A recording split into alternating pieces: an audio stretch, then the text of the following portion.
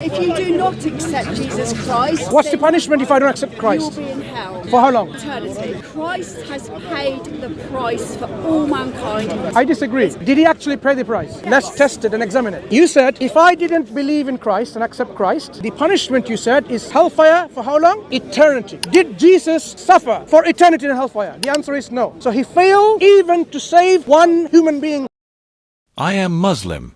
I am Christian. As we heard in the question he asked, if I do not accept Jesus Christ, what is the punishment for me according to Christianity? You say the punishment is hell. But for how long? For eternity. The answer, according to you, is yes, because you believe the price for eternal punishment was paid on the cross, whether in 1 day, over 3 days, or across Jesus' 33-year life. Yet, mankind, if they reject Jesus, is punished for eternity. So how can you say he paid the full price for everyone, when he did not endure the same eternal punishment himself? That would mean he didn't actually pay the full price. In both the Bible and the Quran, the consequence of sin is severe. The Bible teaches in the book of Romans, chapter 6, verse 23, the wages of sin is death, not just physical death, but eternal separation from God. The Quran also warns of eternal punishment for those who reject faith and do evil, such as in Surah Al-Baqarah, verse 81.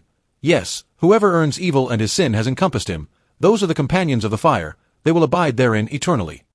So, if Jesus didn't suffer eternally, how can you say he paid the eternal price? Are you suggesting that God simply forgives with a symbolic or lesser sacrifice? If that's the case, then what was the point of the intense suffering and death on the cross? Couldn't God have forgiven without sacrificing himself at all? Thank you for your thoughtful question. It's a very important one, and it deserves a clear and respectful answer. You asked, couldn't God have just forgiven without sacrificing himself? And the honest answer is yes, he could. He is God. No one can accuse him. No one can judge him. He is sovereign and all-powerful. But here's the key. God is not a dictator who bends justice for convenience. He is perfectly holy and perfectly just. According to the Bible, God never acts with injustice or error. In the book of Deuteronomy, chapter 32, verse 4, it says, "He is the rock, his works are perfect, and all his ways are just. A faithful God who does no wrong, upright and just is he." So yes, God could have simply said, "I forgive you." But if he did so without any price paid, it would be like releasing a criminal without trial or consequences.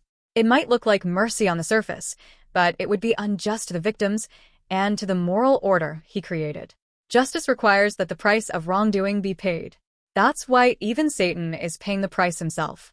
And if you ask, why is Satan paying the price himself? We can explore that on another day. For now, let's stay focused on the core question. How could Jesus pay the price of eternal punishment without suffering for eternity? Christians believe that rejecting Jesus Christ leads to eternal separation from God, which we call hell.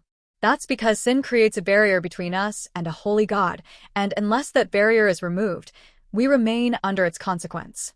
But at the heart of Christianity is the belief that God, in his love and justice, provided a way to remove that barrier, not by ignoring sin, but by dealing with it fully through the sacrifice of Jesus. Now, you raised a deep and important challenge. If the punishment for sin is eternal, and Jesus didn't suffer eternally, how can his sacrifice be enough? It's a fair question, but it's based on a misunderstanding. The effectiveness of Christ's sacrifice is not about how long he suffered. It's about who he is. Jesus is not just another prophet or a righteous man. According to Christian belief, he is God in the flesh. That means his life, his obedience, and his suffering carry infinite value. When he died on the cross, he took upon himself the full weight of human sin, the eternal consequences of it, not just for one person, but for all people. And because of his divine nature, he could absorb in a finite time what would take all of humanity and eternity to bear. He is not limited by time or human capacity. To illustrate this, imagine many people are burdened with a massive debt. Every day, a small amount is deducted from their accounts, but their income is so low that they can never repay it. They spend their entire lives in debt, with no hope of freedom. Then, a billionaire shows up and says, "If you come with me, trust me, and follow me to my home, I will pay all your debts in 3 days." Some people laugh at him. It sounds too good to be true. Others believe, follow him, and sure enough, he pays off every cent. He had enough to pay for everyone, but only those who believed and followed him received the benefit. The rest kept living in debt, not because the offer wasn't real, but because they didn't believe he could do it. In the same way, Jesus, being divine, paid the eternal debt of sin for all humanity, not gradually, but completely, through one perfect act. He didn't need to suffer eternally, because his worth is infinite. 700 years before Christ came, the prophet Isaiah foretold this. In Isaiah chapter 53, verse 5, it says, "He was pierced for our transgressions, he was crushed for our iniquities. The punishment that brought us peace was on him, and by his wounds we are healed." Before the cross, Jesus endured Roman scourging, a brutal whipping that tore into the flesh. Roman scourging was so severe, it could kill a strong man or even an ox.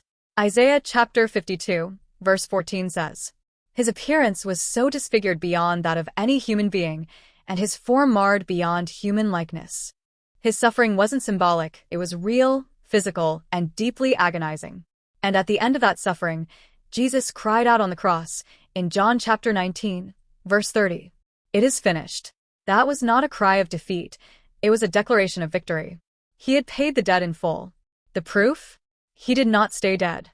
On the third day, he rose again, showing that sin and death had been defeated.